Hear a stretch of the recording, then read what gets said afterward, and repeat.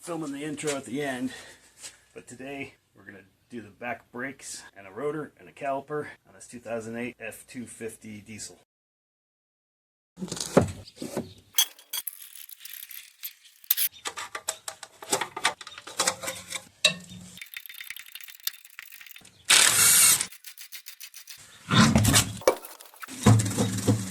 $16mm.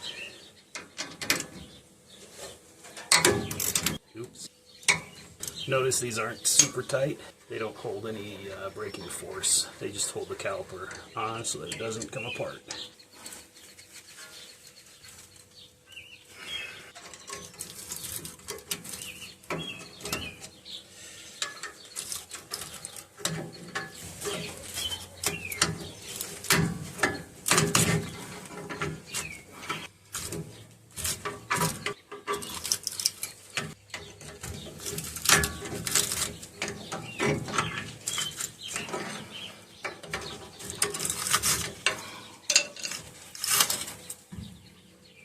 I'll show you what the big deal was here.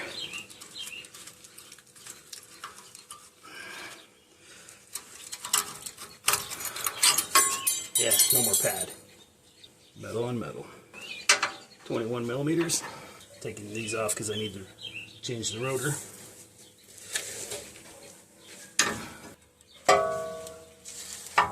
Someone must have tightened these to the correct torque specs last time.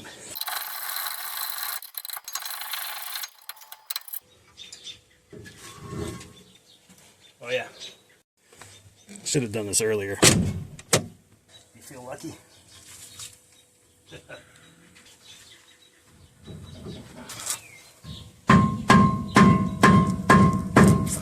I put anti-seize on there last time. I don't know, we'll see. It's in neutral and one wheel's on the ground, but this is a limited slip.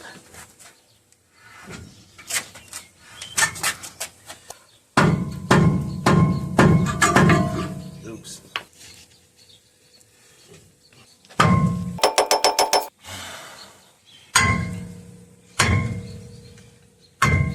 Oops.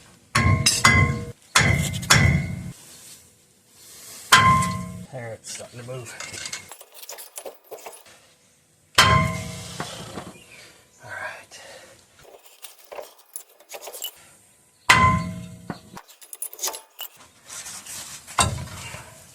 Okay, making progress.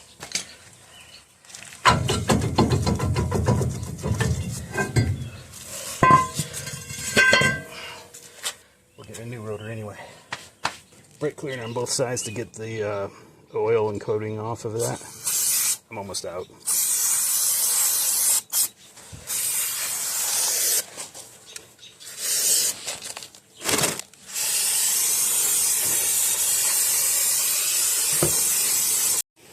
We want this rotor to be able to come off next time, so we're going to put a little bit of anti-seize on there.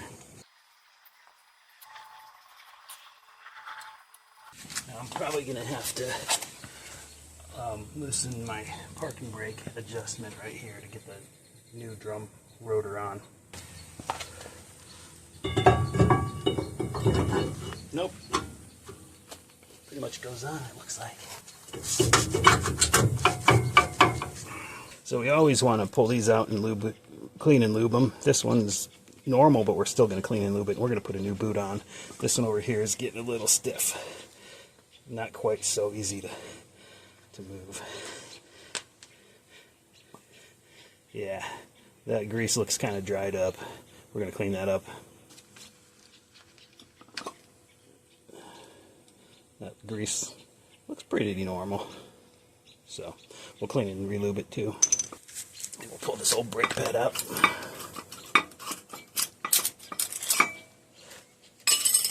It said it came with new hardware, so hopefully they weren't lying.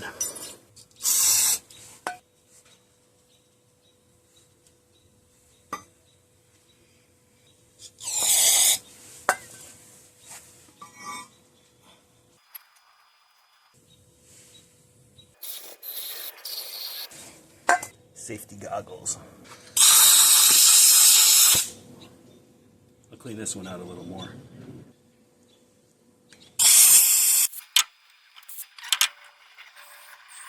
You didn't know that you needed a garage turkey baster, or one for the garage, but now you do. Maybe this will work.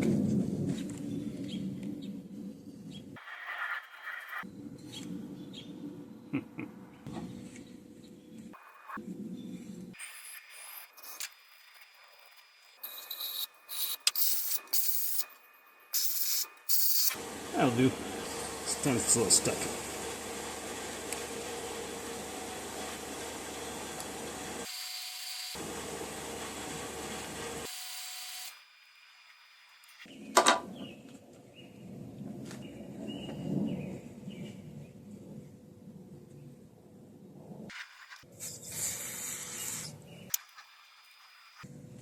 Nice and shiny. This is why you always replace the boots, so that this doesn't happen. Not as shiny. We got new boots.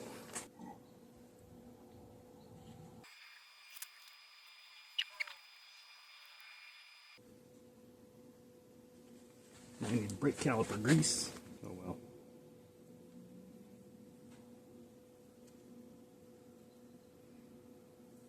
You don't want so much that you hydrolock it.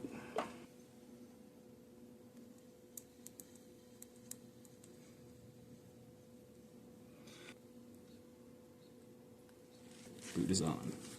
And the same thing on the other side. Sometimes on different cars, you know, the boots have a specific end that goes on the pin end, one end goes on the caliper. This one looks like the same both ways.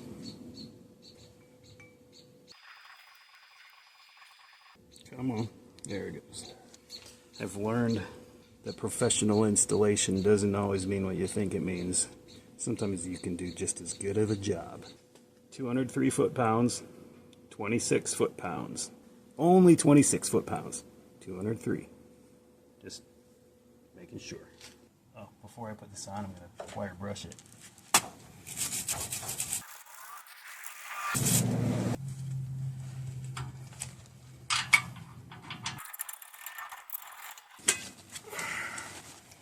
$203.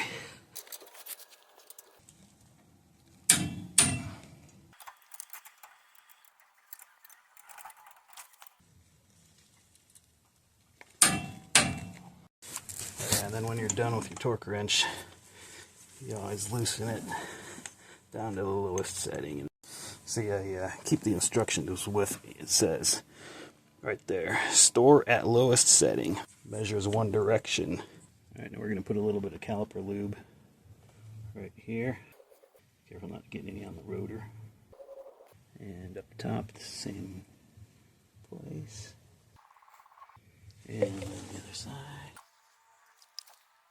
All right, and we're going to put our disc brake hardware on here. Slap the pad in. Come on.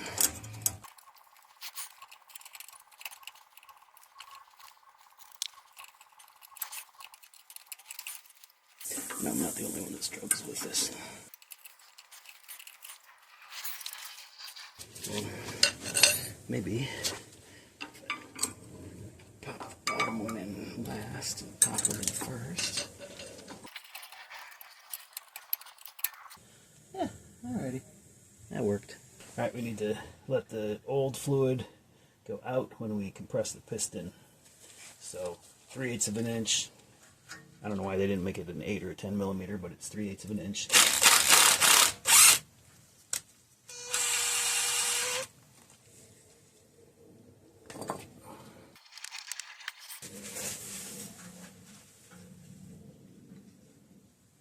New tools, yeah. A little anti-seize on the new threads, that should help. Take the old pad, pull the clips off, put the pad right there. C-clamp that. Not super easy one-handed. I mean two-handed, you kind of need 3 hands. Get your 3/8 wrench, put your hose on the bleeder, crack the bleeder open, and as you compress the piston, the fluid goes out.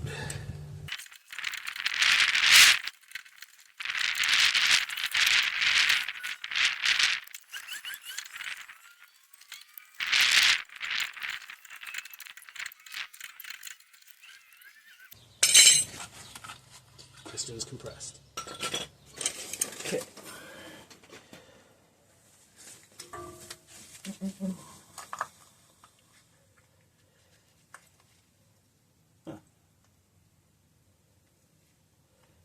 That doesn't look very pretty. What's up with that? All rusted out. What's this crap? What's this broken piston here? What's this broken piston? Well, whew, I guess we're not going to do that tonight. Dang. We call that phenolic pistons, I think. So, well, that's the way the cookie crumbles.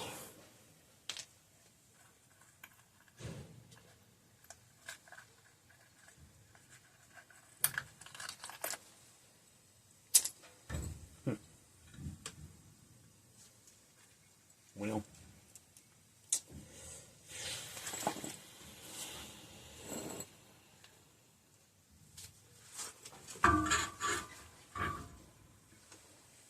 this is what I should have done last time to prevent damage to the pistons.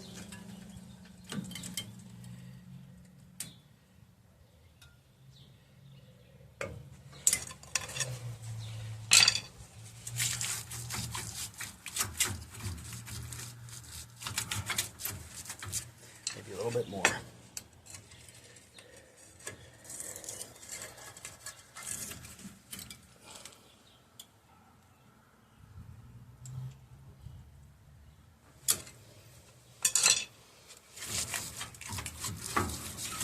There we go.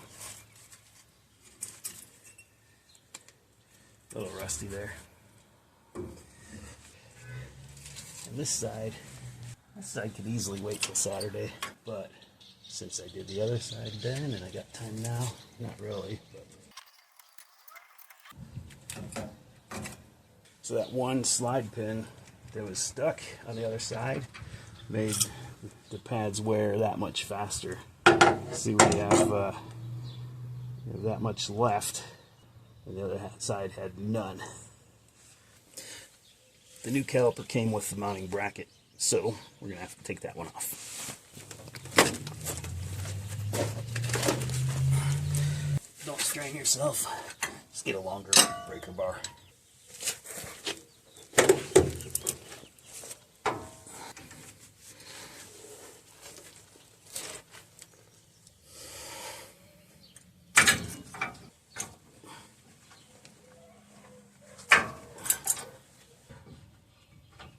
I just remembered something. I might need leverage to pull off the brake hose. So.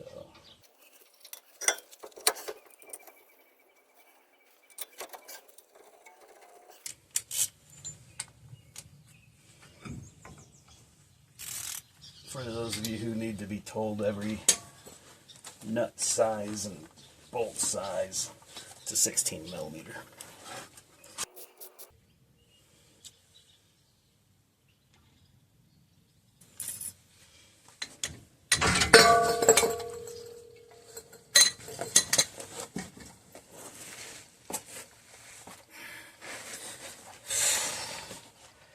Forgot about that.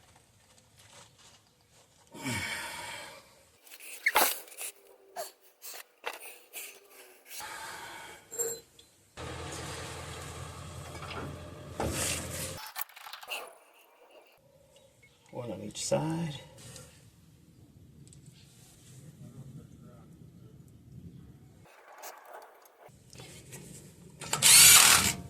The new caliper only came with 3 clips.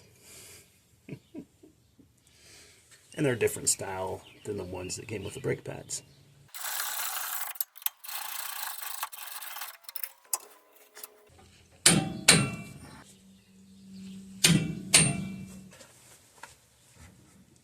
It doesn't, these slide pins don't feel right. It kind of feels like it binds before it slides. So I think there's the wrong kind of lubrication in there or something.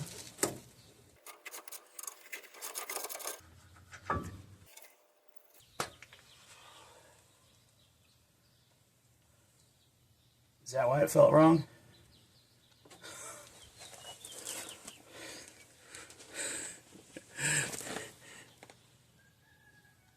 Do you see any lubrication on that?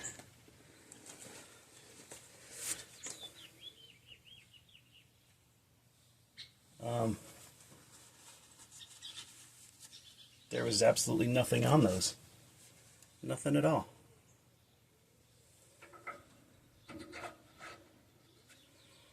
How do they get away with that? Put a little caliper lube right in there. Up top. Brake pad in. Using my old clips that I had before.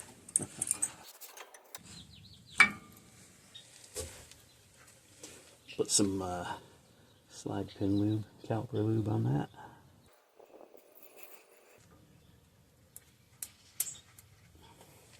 You definitely have some grease on the outside of that. Well, this one has a tiny bit of grease on it. Not like the other one, which had none. I think they use the cheapest grease possible. I've got the synthetic caliper grease that goes up to higher temperature than, yeah, up to 600 Fahrenheit. Higher temperature than probably the stock or the stuff that they give you. Who knows if it's even caliper grease that they put in there. Could be just some generic type of lube. Who knows? With all the cost-cutting measures they do nowadays. They don't care about quality anymore, it seems. They just want your money. Come on. Now here's what you want to do to keep it from squeaking. You see these contact surfaces on the pistons and on here. You want to lube those up with some caliper lube.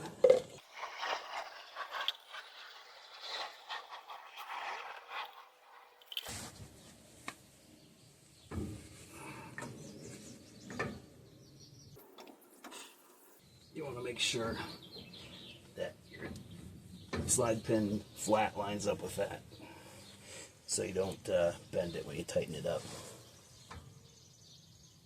So you've got to rotate it like that. Pin bolts go to 26. Seems like they could go a lot more, but that's the spec. Just enough so they don't get loose and back out.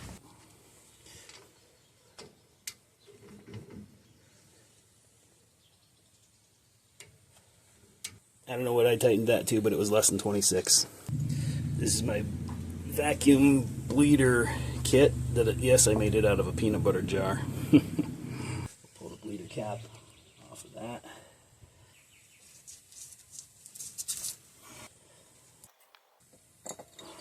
You didn't think we were done yet, did you?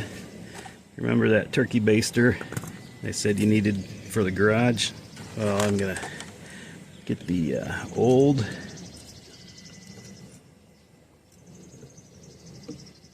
brake fluid out.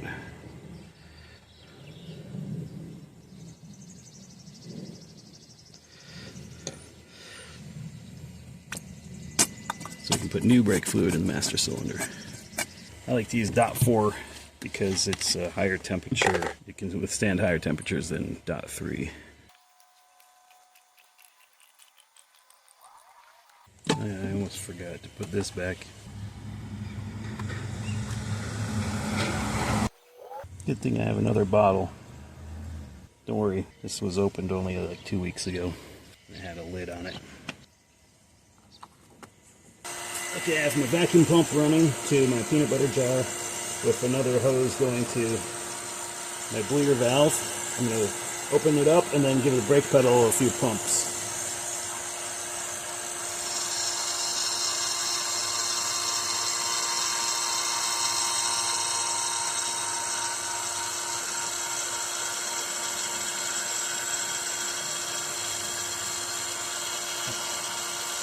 There we go, now we're starting to get some fluid.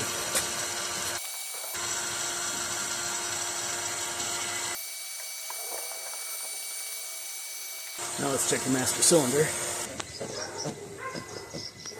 And we still have plenty of fluid.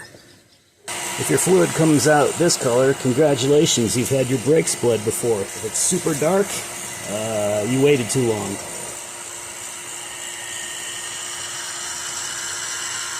Give it another couple pumps.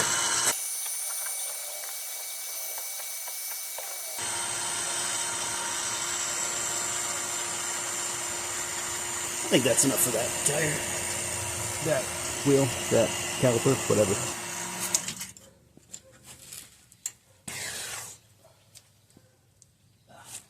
Dropped my leader cap right here.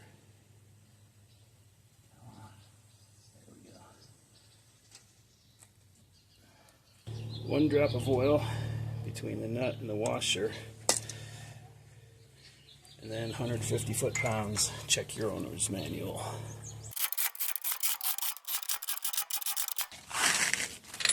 So I'm gonna tighten these close and then go and hit 150 after I got them fairly tight.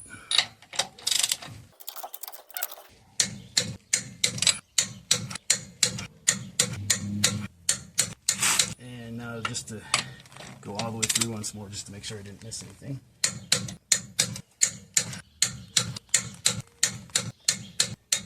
And you do the other side same way.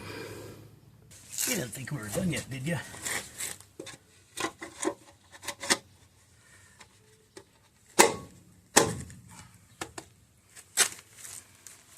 Now we're done.